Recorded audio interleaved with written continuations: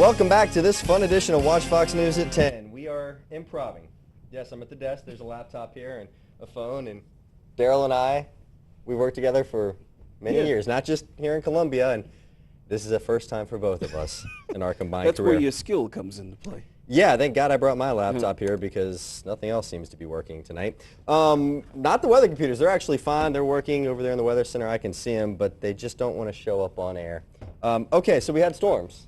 We fired did. Up today. We did. And we had a few trees knocked down and stuff like that. And fortunately, the storms, they were overhead. Believe it or not, they didn't get to severe limits. And, you know, we should note, too, that no one was injured Yes. in this pop-up storm that passed through. Obviously, we listen out to hear things. We only found one major incident, which was that tree that fell down. Of course, that could change, of course, as, you know, hours progress. But at this point, that's all that happened. We had a nice incident here at Watch Fox 2 in which somebody that happened to visit the station in their rental car realized they left the sunroof open, too. But, you know, unfortunately, I didn't. Well, I do have some pictures of that somewhere. Yeah. That's Maybe we'll actually show it funny. later on. Okay. No, this is funny right now. All right, so the laptop is out, so I can try and give you an in-depth forecast right now. For those of you that have not changed the channel yet, thank you very much for staying with us. Here's what we're looking at the moment. This is the National Weather Service, and obviously the United States. And as far as anything severe, there's a yellow around the Arklatex region here. This is a tornado watch.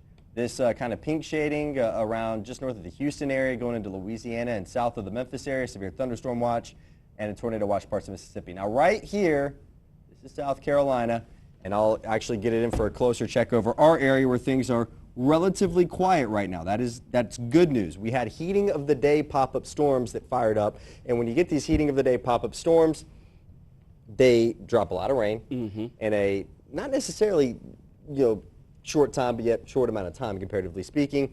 And now things have quieted down, which is good news. So I'm not going to rule out the potential tonight for some fog. The ground is very saturated from all that rain.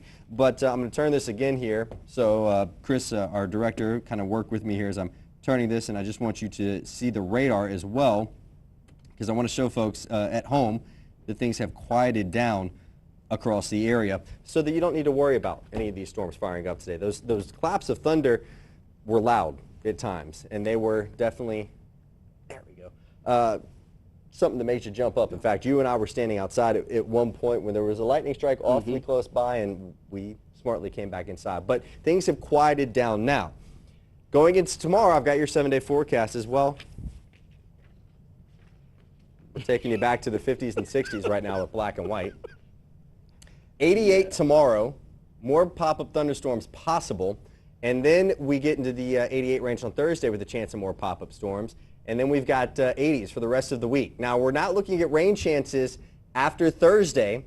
This is the forecast I put together that's also on our website, WACH. I had managed to get it printed from there so you could see it, and I'm pretty impressed. It came out looking kind of good. It actually did. Yeah. And as far as the overnight lows, they're going to, the coolest they get down into the 50s. But the pop-up storm chances, they are done until the heating of the day tomorrow. Remember, it's going to get a little humid as well. Actually, I don't know. Yes, so be ready for that. And, you know, before we forget, we didn't mention it last time, weather tweet up is going on tomorrow. Yes, the hashtag WX tweet up. Garrett Biedenbaugh, myself, invites you to come out to Pearl's Oyster Bar over on Gervais and Park right there, and we're going to be there 5:30 to 7. Pearl's has been gracious enough to not only be our host, but they've got specials going on. Stella Artois, a sponsor of the event as well. We've got a lot of great things to give away. We've got concert tickets for you. Stella's got some things to give away. So it's going to be a fun time, and you can come and Twitter.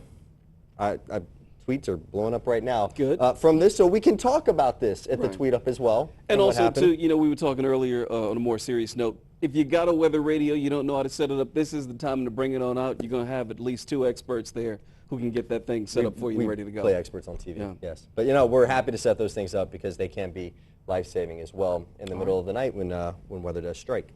Of course, you'll be back one more time with this, whatever this is that you're doing tonight. I'm kidding. I'm here all night, folks. Actually, you've been doing a good job.